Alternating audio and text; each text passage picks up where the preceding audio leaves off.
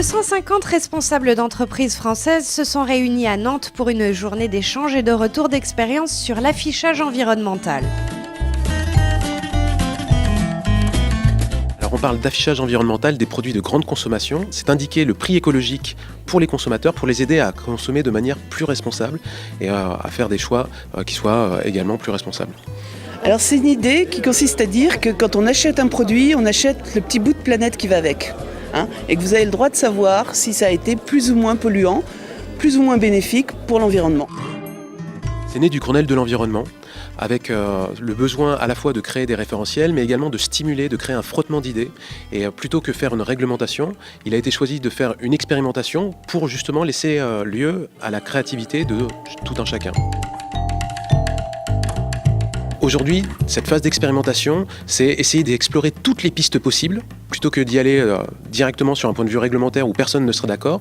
Et peut-être, à travers cette expérimentation, se trouveront des pépites qui nous permettront demain de définir quels seront les nouveaux formats. Donc là, le but, c'est de discuter entre entreprises, entre organisations, avec le ministère, sur ce que peut devenir l'étiquette. C'est dans une démarche d'analyse de cycle de vie. Donc on va analyser les étapes de conception et d'utilisation du produit ou du service au fur et à mesure.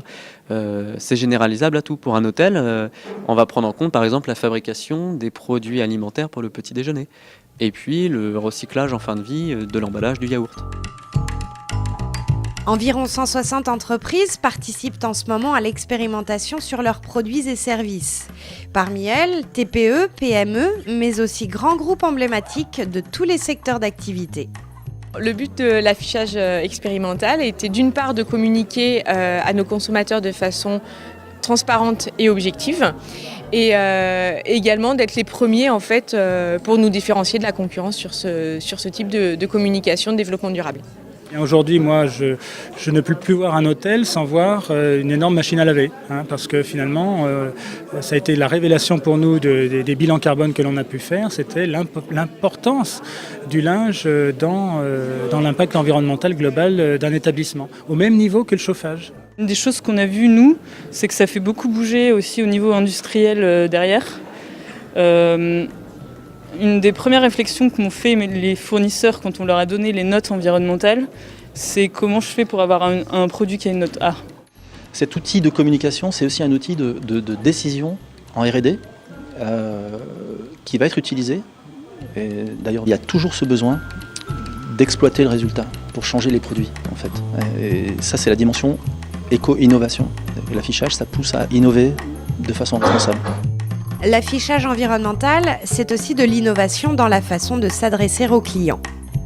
Par exemple ici sur ce magazine, le magazine affiche son impact environnemental sur cette étiquette.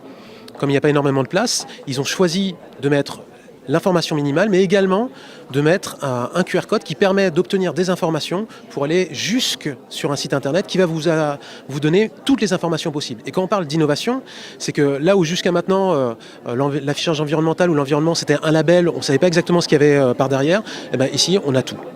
Et aujourd'hui, les études montrent que les consommateurs sont prêts, bien sûr, à choisir des produits qui sont meilleurs pour l'environnement à prix identique, ça paraît évident. Certains sont même prêts à augmenter légèrement le coût d'achat, à condition d'avoir une performance environnementale vraiment meilleure. Je ne sais pas sous quelle forme l'affichage environnemental a de l'avenir, mais il a de l'avenir, c'est certain.